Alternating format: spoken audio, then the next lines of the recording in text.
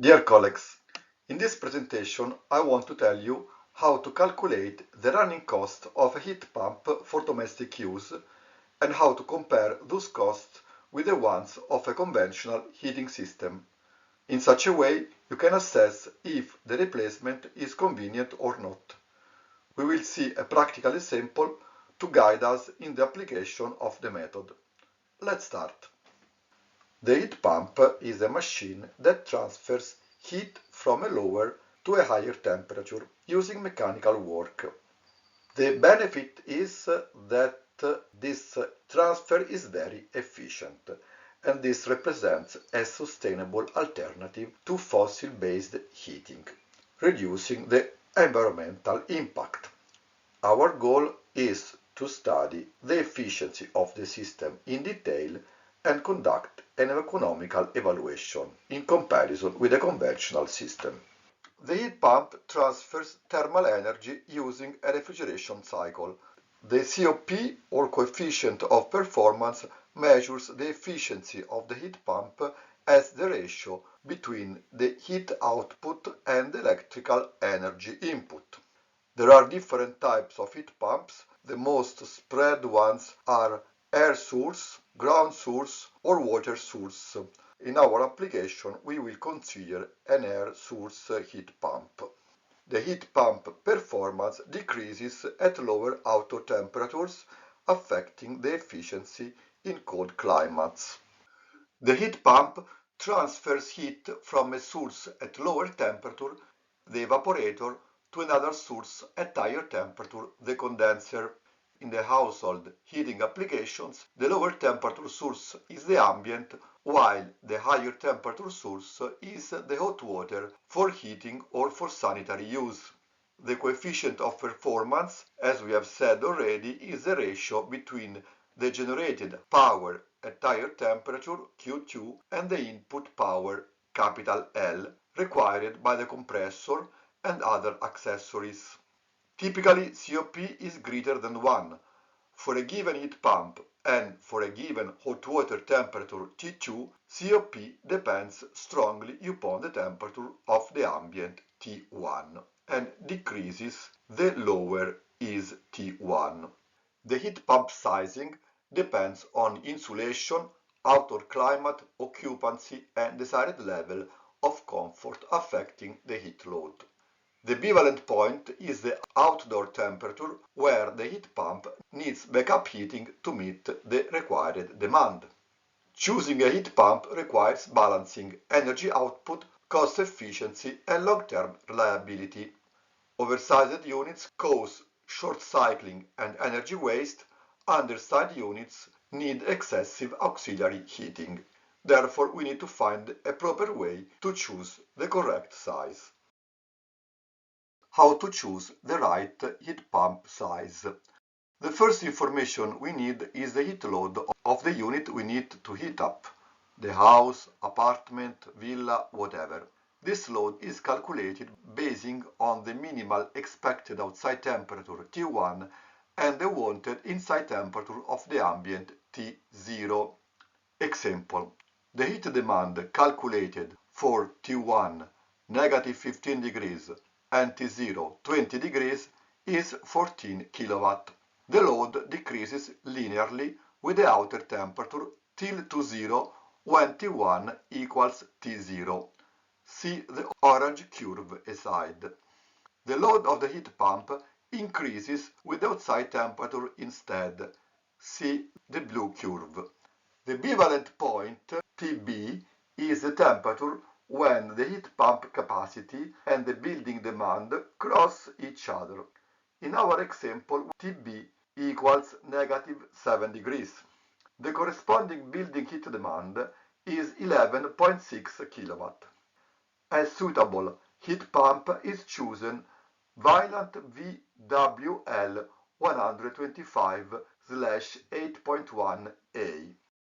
The performance of this pump when delivering 55 degrees hot water, which is needed to retrofit existing heating made by radiators, is displayed in the chart in the blue curve.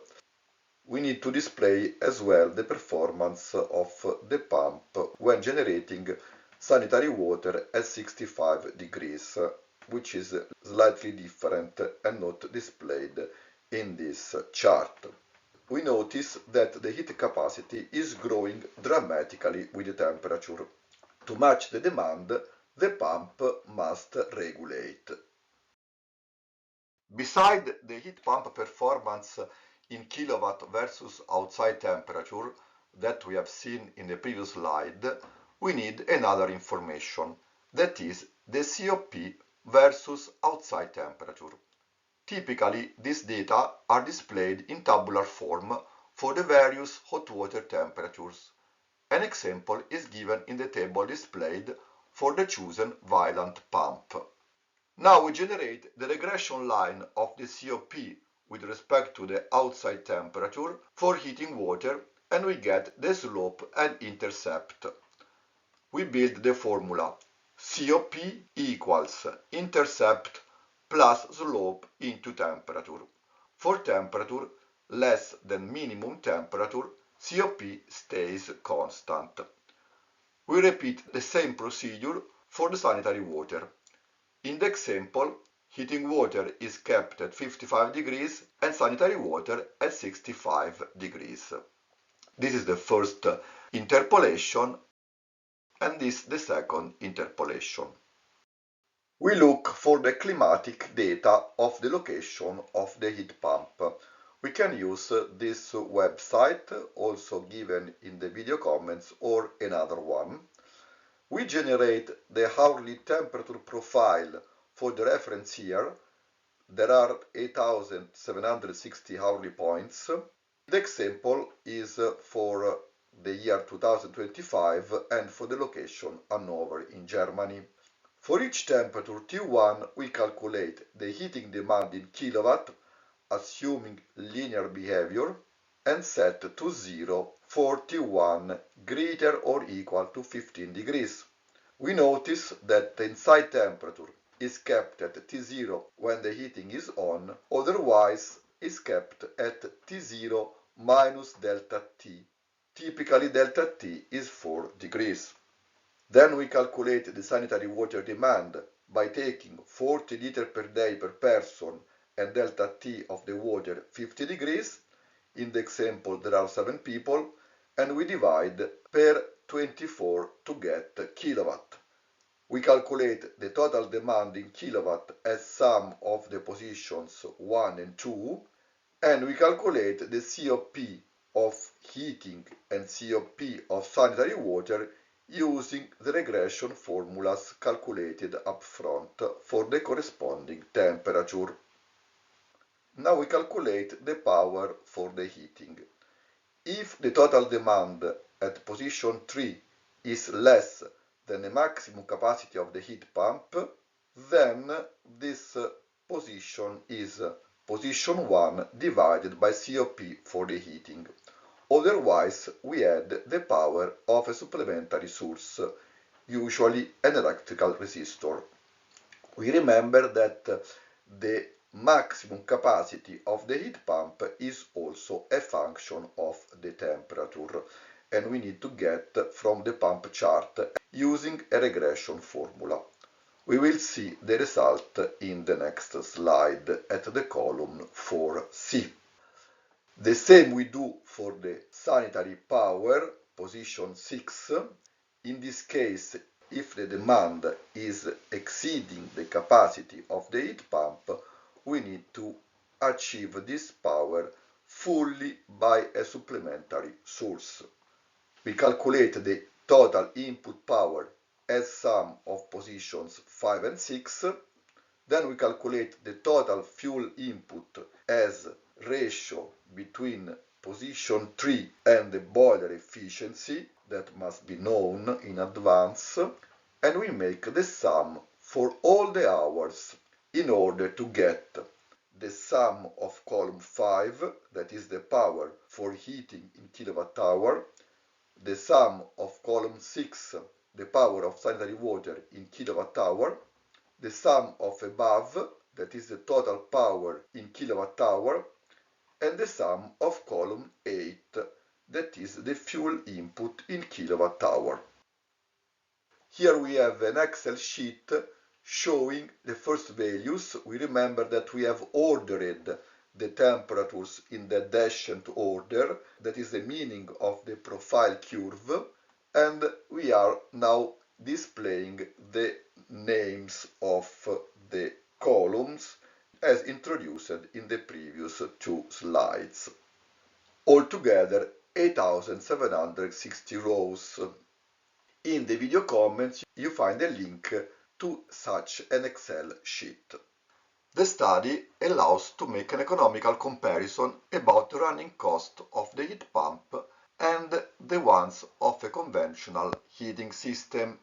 We need to know just the average power price and the average fuel price, both in euro per kilowatt hour, in order to estimate the cost. In our example, the power for the heating is 6,377 kWh. The power for sanitary water is 1,261 kWh. The total power 7,637 kWh, and the fuel input 32,866 kWh, displayed also in the chart. Assuming the following prices: 0,32 euro per kilowatt hour for the power, 0,100 euro per kilowatt hour for the fuel oil, that gives a price ratio of 3.2, we come to the final running cost of 2,444 euro per year for the heat pump, 3,287 euro per year of the oil boiler. Therefore, we demonstrate the convenience of the heat pump, at least for what concerns the running cost. Generally, for any hour when the ratio between the fuel input, column 8, and the power input, column 7, is greater than the price ratio, in our example 3.2, the heat pump is more convenient. Altogether, the heat pump is convenient when the ratio of the total fuel and the total power input, D over C, is greater than the price ratio. In our case, this ratio is 4.3. This value has not to be confused with the global COP of the system. The global COP is the ratio between the total heat demand, sum of column 3, and the total power input, C instead. And in the example, this value is 4.09. In the video, we have seen how to calculate the saving by heating a space with a heat pump versus an oil boiler. We learned that the convenience depends upon two parameters: the ratio between unit price of power and fuel in euro per kilowatt hour, and the ratio between power and fuel input in kilowatt hour. While the first is easy to determine, the second is quite complex, so we have displayed a procedure to calculate it. I hope you enjoyed it. See you again. Bye bye.